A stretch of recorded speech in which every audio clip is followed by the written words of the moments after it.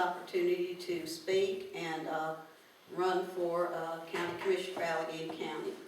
I've been a resident of Alleghany County now for 22 years. Been married to my husband Chris, who is born and raised in Alleghany County for 21 years. I grew up as an Army brat up and down the Eastern Shore and moved to Galax, Virginia in 1975. My dad apparently had been passing through the mountains here of the Blue Ridge and loved it. And so when he had the opportunity to transfer as an Army recruiter to Galax, Virginia, he took it.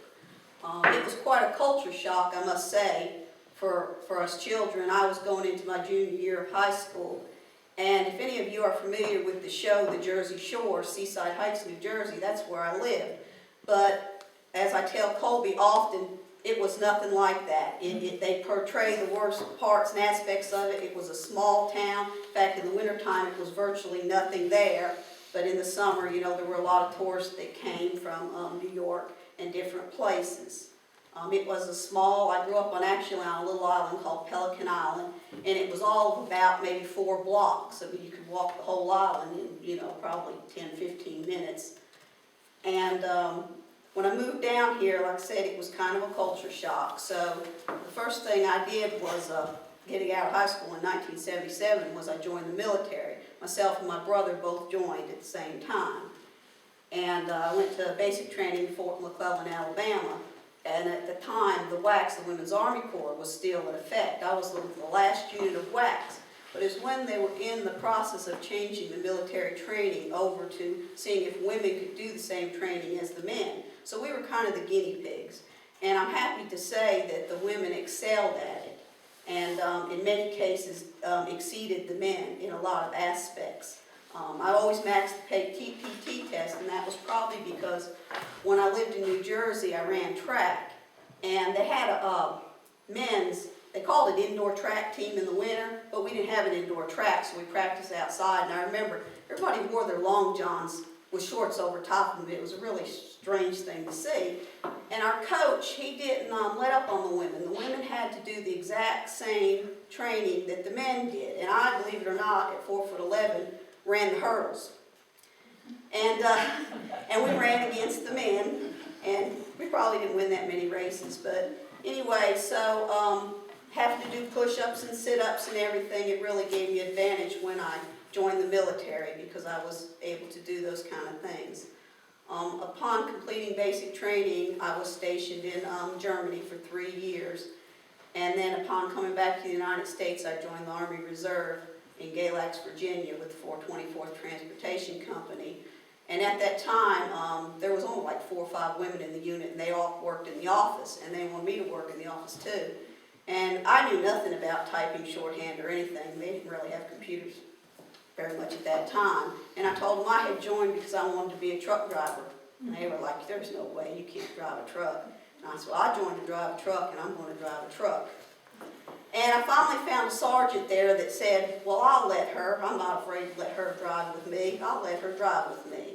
And I'm happy to say I became the first woman motor transport operator with the 424th Transportation Company. I've done a lot of things in my life, probably a lot of them that most people have never done in a lifetime. I did before I turned 30 years old. I went on to school and in 1987 graduated from Whitfield Community College with an associate degree in drafting, design, civil engineering. And at that time, I got a job working for VDOT. They'd come down to the college to interview, and I wasn't on the list to interview, but I found out they were interviewing. So I found the guy and said, hey, I want to interview for this job. He said, well, you're not on the list. And I was telling him about my military background, and it just so happened I was a cartographer, which was a maps draftsman, and that's what he did for VDOT. Mm-hmm. So he let me interview, and he hired me. When I went up to VDOT, the head engineer there, he interviewed me to see where they were going to place me. And after talking to me, he said, I believe you could work with anybody. And he put me with the honest little man you ever met in your life. This man, everybody that ever worked under him had requested to be transferred.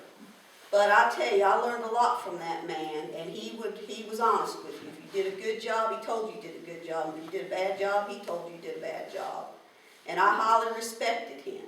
And everybody was just amazed that, you know, how well I was able to work for that man. But I believe if you work hard and you work honestly, you can work with anybody. And I would like your support in this year's election, and I will work hard for the people of Alleghany County if elected.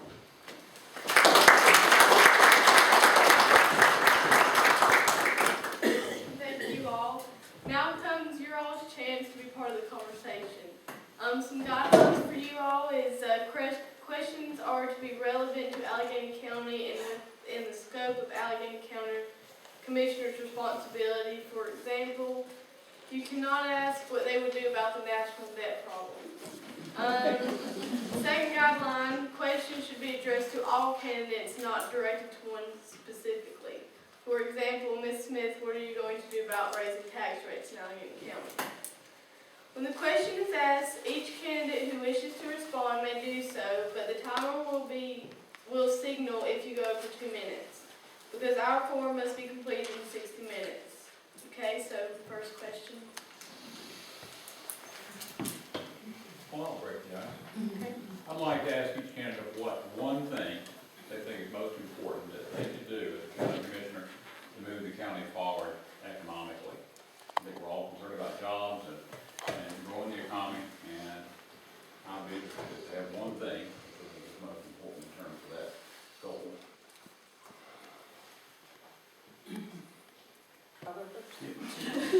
You're going to do the rotation in which they, You want to go the same the rotation? order. Maybe we introduce ourselves. Okay, that's, Yeah. Okay. Gosh, I guess it's me then. Yeah. yeah. I could have sworn there was somebody in front of me. Do you mind if I not stand? I'm sorry, but this weather is just tearing my back and my knees up. I apologize. What would I do? There's very little we can do really in Alleghany County.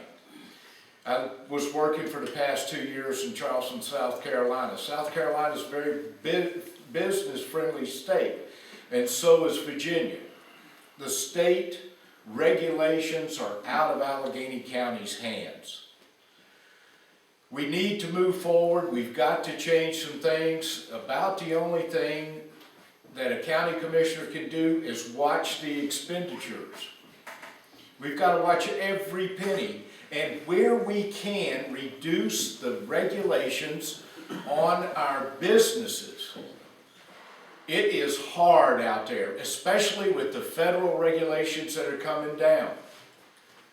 So get the government out of the way. We had very little government interference with businesses after the Second World War. Look what we did. We were an economic engine to the world. And now we've started regulating ourselves, and we've regulated ourselves to where we're no longer competitive. So anything that I can do to help businesses, I'm going to support. Okay. Who's second? Myself? Okay. We all have different opinions about things. The biggest thing that concerns me in this county, and it does concern John, is the morale of the people. The morale of the people is very low. And I think that has come from a number of things. Number one is not wanting to realize and recognize what we are and not building upon what we are. We're not blowing rock, and we're never going to be blowing rock. We're not Charlotte, North Carolina, we're never going to be Charlotte, North Carolina. We're Sparta, North Carolina, in Alleghany County. And we should be dang proud of it, because we've got the prettiest county in North Carolina from one end to the other. And in that county is plenty of beauty, but there's plenty of wonderful people. But there's some valuable, valuable, valuable resources. And one of those things is water. Now, we all use water. We drink water. Some of us wash with water, believe it or not. But water is something that we have an abundance of here in this county. And I have thought about this and thought about it and thought about it. I have been to untold number of farms, homes, and everything that have their water that comes out of a spring, out of a hillside. The fastest growing drink industry in this nation is bottled water. Anybody ever heard of a co-op? What about a water co-op? Things that we can do without having large industry, which we're gonna be unable to track, and we don't wanna see smokestacks with black smoke coming out of them anyway. Building upon what we are. Some of the most talented people you'll ever run into that can do things with their hands. Wood, you name it. A multiple of small businesses. Business that employ 10, 15, or 20 people. Hey. Thank you.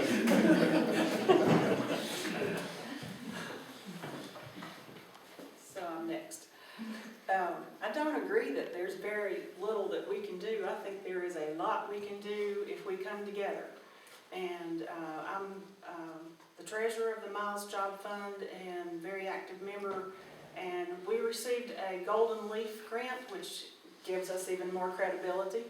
And we create jobs. The problem is, part of this is right. Regulations are tough and people can't have a problem receiving loans, personal loans. We put the money up for common people to take a small loan and start their own business. And it's been successful. We've created 53 jobs with a little amount of money. And I think that we need to promote tourism. Jean, you're right. We have the most picturesque and beautiful scenery. We have smart people. We've got to create some opportunities for tourists to come. We've got that Blue Ridge Parkway right beside us. We have to target an audience, and we have to create some entertainment and food, more food. We have got smart people. We've got the best resources that are living right here in Alleghany County. Coming together, we can do miracles.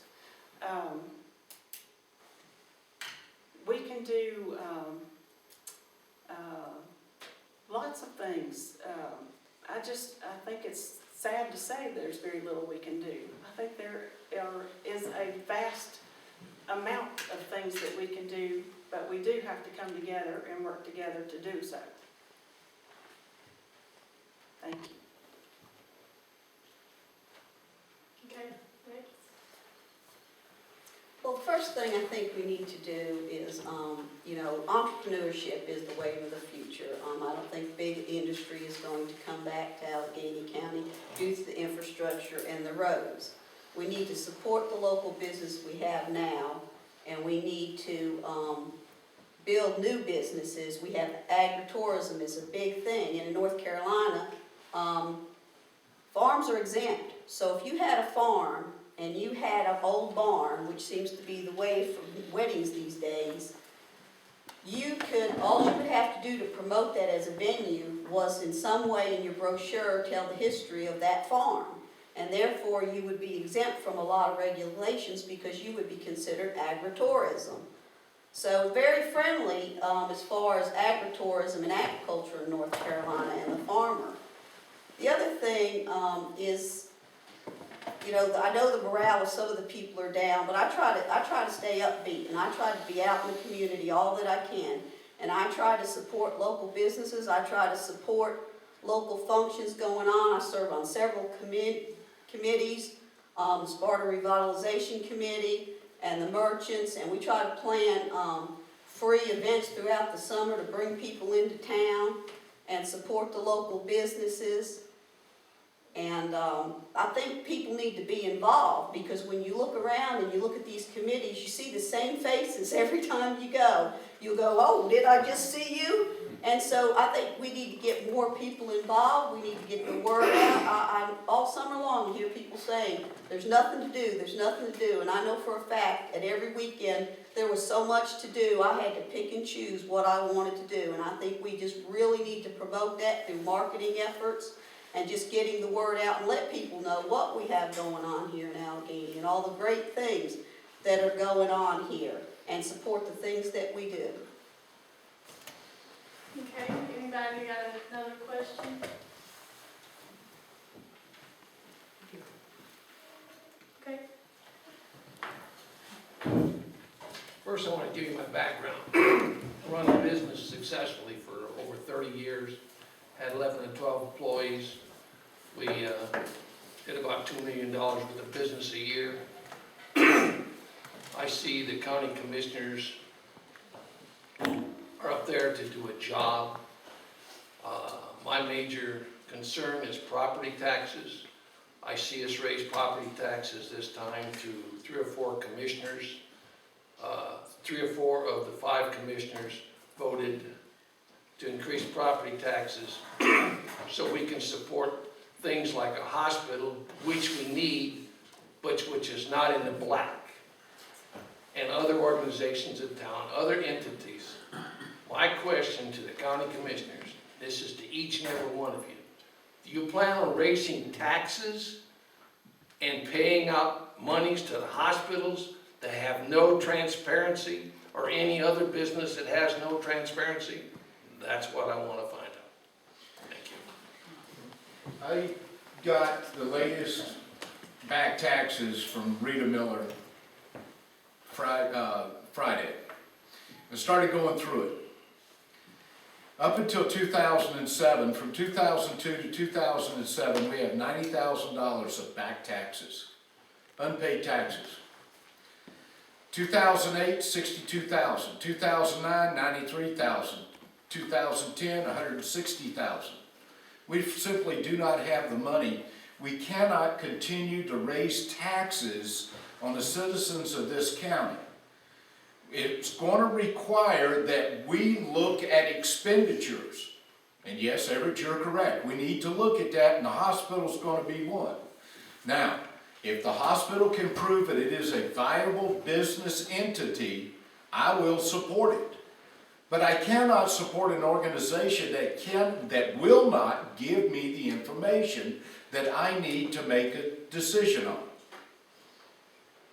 And I am not going to support an entity that does not support or is open to all the citizens of Alleghany County. Right now, as we sit here, according to the food closet, 22% of the citizens of Alleghany County will go without a meal during the week because they can't afford it. 12% of this county is on the rolls for food closet for food assistance. 26% of this county lives below the poverty line. You see the effects of increased taxes in this economic environment. The rock cannot bleed. We have got to get off the backs of our citizens so that they can support themselves, and hopefully we can bring this county up. It's a good county. Thank you, Mayor. I'm going to repeat something that I have said over and over again, and it's the same thing that I said at the beginning. It's the same thing I will continue. Absolutely no, I will not raise taxes. Now, Pete, some people say, well, you've got to, things might happen that you would have to. Well, the hospital happened. But guess what? The excuse given for the 2 cents that they were going to raise taxes for was going to go to the hospital and then part of them to fire departments. There was 2.5 times enough money in unpaid back taxes to take care of what they were wanting to give to the hospital. No, I will not raise taxes. I may be the only one there. You do not need to raise taxes when there are plenty of taxes collected and coming in. The problem is not it coming in other than the unpaid taxes. It's the going out. There's not a person in this room with the economy like it is that has not cut back on things. We used to talk about, well, you know, times are hard, we need to put more water in the gravy in place of milk. Every one of us have cut back. Look at gas prices, look at everything else. Government is going to have to cut back. We need the big county government, the big state government, the big federal government like we need another hole in our head. This is a country of people. People, tough people, especially mountain people, people that take care of themselves. We deliver, and I'm a part of it, 160 to 200 loads of free firewood from the First United Methodist Church here in Sparta every year. every year. People that, a lot of them are too proud to even ask for it, even though they need it desperately. That's mountain people. They've always been able to, waving at me again. I think she likes you. Thank you. My answer is, I'm one of those that said, I don't think you can say you can't raise taxes or you can't decrease taxes, because you don't know if something critical might happen, more critical than what the hospital might have been. The most critical thing in our county is jobs, and I don't believe that we need to offer incentives for someone to come, but I do believe that we need to make a big effort to create some jobs. And the hospital, as far as that goes, I have met with Mr. Heitzenreiter, and he has told me that their line is coming up and they're doing much better. He told me that last week. He said the physical therapy department is working hard. They're revenue producing, and there are several other departments that are doing so. And they're working on some efforts to make big changes. They can't discuss it. And as far as delinquent taxes are, right now there's $555,000 worth of delinquent taxes in previous years. There are 4 foreclosures that they've completed this year, and they have given Donna Shoemate, the county attorney, 30 cases to work on foreclosures. They've collected $27,000 on debt set-offs, and they didn't even start that until February this year. So next year, the debt set-offs from state revenue refunds will be even better. And they have 96 payment agreements. They have 2.5 times more garnishments that they have established. The tax office and the commissioners are working hard on improving their bad debt record. And that's all you can do. Any business that I've known of, they've got a bad debt write-off. And county is a business. And thank you.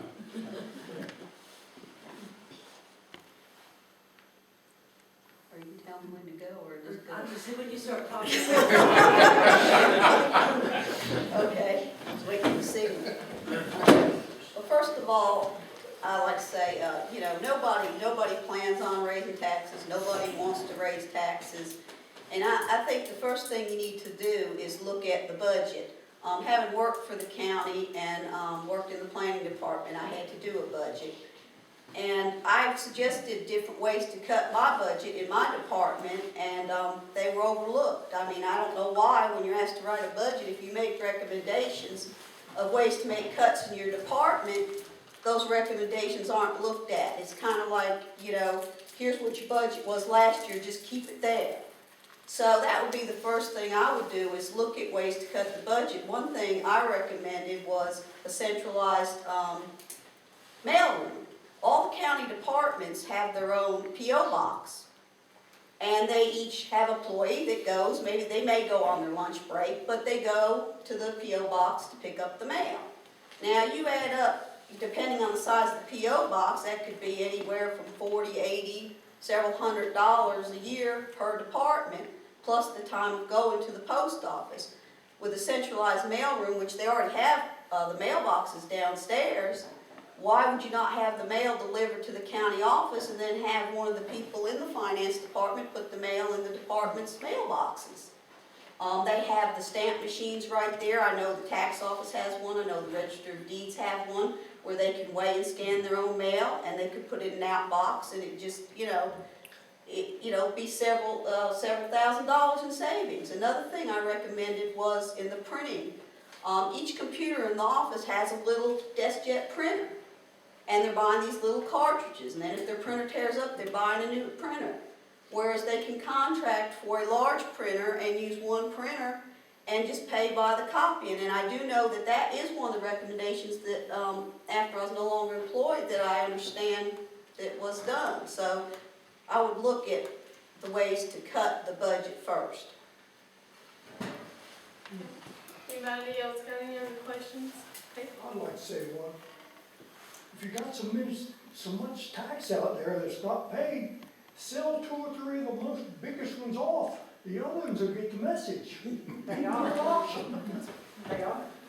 There's 4 foreclosures and there's 30 cases at May I- the shoemate's office. Yeah, I find it very interesting that all of a sudden we have this emphasis on tax collection. I never heard that until I put it in the paper. Now we have a sudden desire to collect, but we've got to remember something. You know, as we sit here right now, the outstanding taxes for 2012 are $3 million.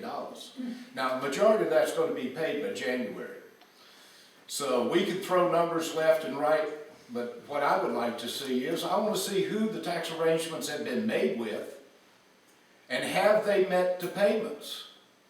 Because as I look at the tax rolls, the delinquent taxes, and each and every citizen in this room can go and look at them or get an electronic copy. You see people, the same names show up 2001 to 2011. They haven't paid taxes in 10 years. There are valid reasons that they cannot collect. One, someone may have died, the family does not know that they own the property, and it would frankly cost us more to turn the county attorney loose to try and collect the taxes than are owed. This is a legitimate reason. But whenever you look down and you see a business that owes $30,000, and they have since 2005, there are businesses in Twin Oaks that have not paid taxes in 10 years and do business with the county.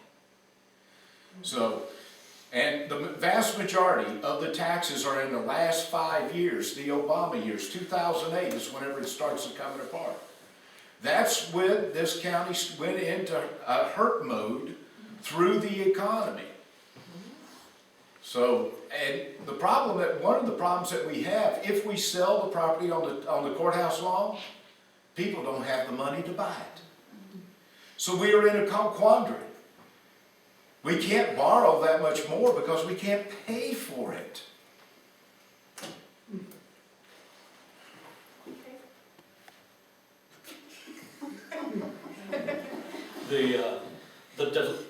The delinquency lies in 2 places.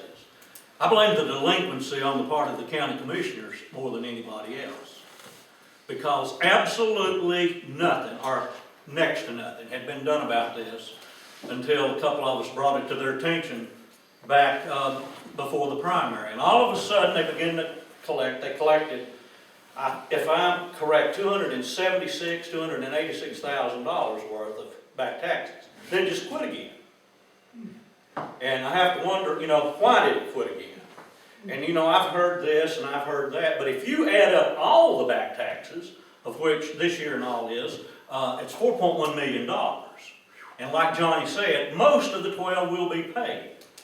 But I don't expect the people that's not paid them in 2002, 3, 4, 5, 6, 7, 8, 9, 10, and 11 to pay them.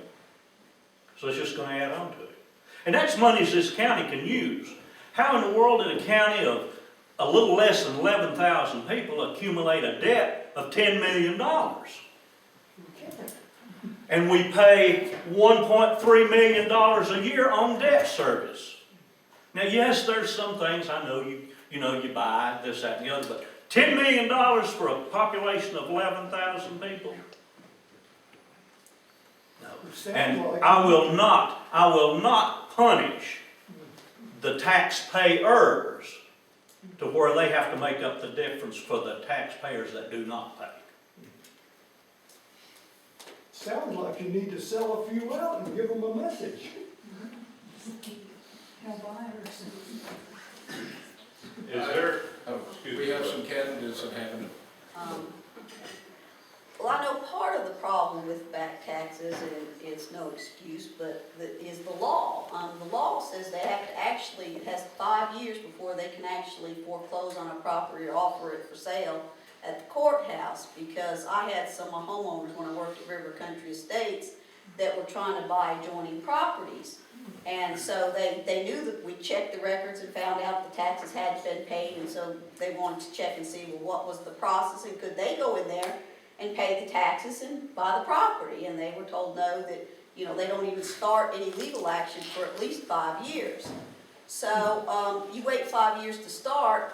We have a piece of property that was, in my husband's family that, I guess it was his granddaughter had lifetime rights, and she recently passed away. Well, it would have probably took 5 years, but so, my brother-in-law decided to take action on it and requested he sold at the courthouse. Well, like Gene said, they put it for sale at the courthouse, and it brought next to nothing. Of course, then they got 30 days to overturn the bids. So every 30 days, I mean, it's just going on and on. It may be years because they can keep overturning the bids. And of course, the taxes and interest just keep building. And so by the time they sell it off, we'll probably owe it all the taxes anyway, so it won't make any difference. But it's the whole legal system of how difficult it is to even get the ball rolling. You know, and then once you get it rolling, it still may take a while, even if it is for sold at the courthouse. So they definitely they need to go after the people, you know, that owe the back taxes as quickly as they can. I have an answer. Karen.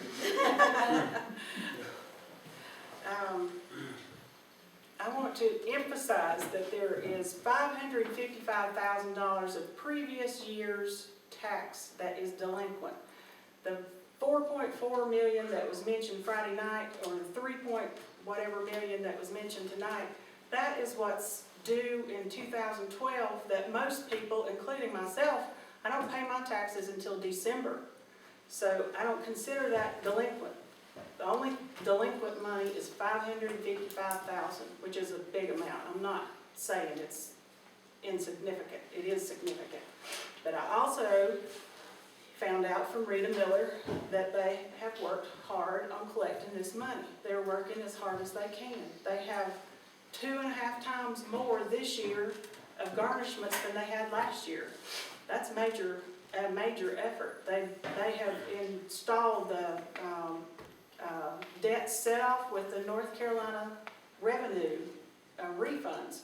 They've collected $27,000 on them. And 4 foreclosures and 30 that's in the process. That's major in Alleghany County. That's pretty major numbers.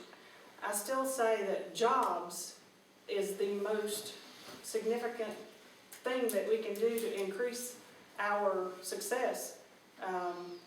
If we had jobs, we wouldn't have as many hungry people in this county and dependent on food handouts and help, assistance. If we can just come together and figure out how to do a significant job effort, lots of our problems will heal themselves. And again, I am not de-emphasizing delinquent taxes. I am as well concerned about delinquent taxes, but it is $555,000. It is not in the millions. Okay, I do believe that's it for 60 minutes, right? Okay. I'd like to thank the candidates, and we appreciate your all's presence and your remarks, and thank you, the audience, for your precipitation, and the Turkey Knob and Mr. Jones for letting me be a part of this program.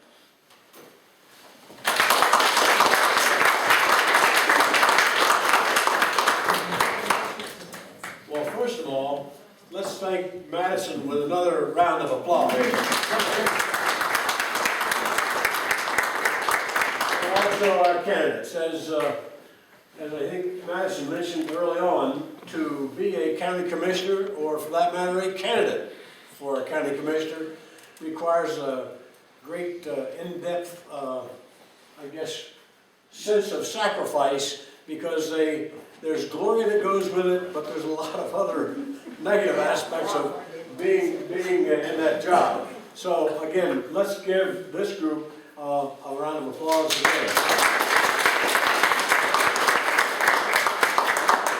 I wanted to mention the next program we have here at Turkey Knob, and I'll leave some flyers here if you want to pick one up. On November 10th, which is a Saturday, a guy by the name of Gene Callison, who is the jam coordinator at Alleghany High School, is going to put on a program called Appalachian Tunes and Tales.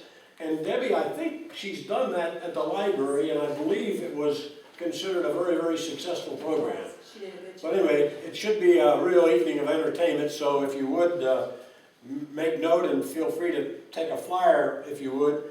And I suppose, to avoid a potential divorce, I should mention that the Garden Club is having a barbecue on November 3rd.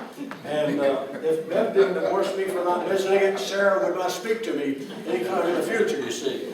So those are at least two activities going on here locally that I hope you all think about as the season unfolds. Well, this formally ends our program, but as you can see, Margie Kennedy, there she is, and her daughter-in-law have prepared a fine table of food here. We hope you enjoy the refreshments, and I'm sure this will be a good chance also for you to mix and mingle with the candidates. Thank you for coming, and help yourself.